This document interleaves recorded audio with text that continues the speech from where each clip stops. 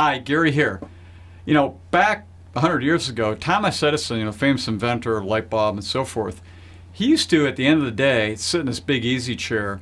He had two steel plates on the floor on each side of the chair, and he would put two steel balls, one in each hand, and he would let his arms by his side, and then he would relax and allow himself to fall asleep. Now, you know what happens when he falls asleep, the muscles release, the balls hit the plant and wake him up. Now, why would he do that? Well, what he had learned before science actually told him that was that his brain would go into what's called a theta state. Now, a theta state, we know from science, means that a deep, profound learning and feeling and growth state. So we all know that at times in our lives we go into that theta state, and it's when we're falling asleep and we're waking up. Well, you know what's coming here. So there's an article on starting your day on the internet is damaging your brain. Yeah. I mean, if you don't know that, you probably have realized that.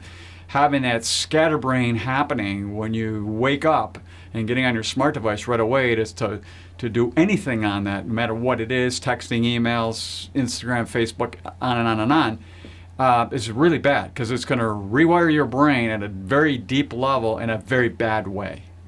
So instead, when you wake up in the morning, you can read, meditate, do exercise, or something called deep work.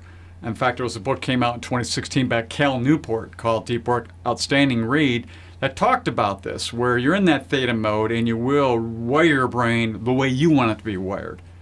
The point of this article is that it's really, really bad for us to be doing this at the beginning of the day and the end of the day, to rewire our brain in a very frenetic, haphazard, and very high rate of confusion, basically, is what you end up with. And then what happens is that takes over, and then you're a slave to your smart device 24/7. And that's just not good living. It's really going to cause all sorts of problems in health, physical, emotional, social, etc., etc.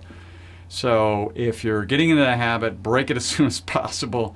Think about Thomas Edison, think about deep work, and that should help you realize that you really don't want to go down that road because it's just not good for your body, it's just not good for your mind, it's not good for your soul, it's not good for anything. So until next time, enjoy.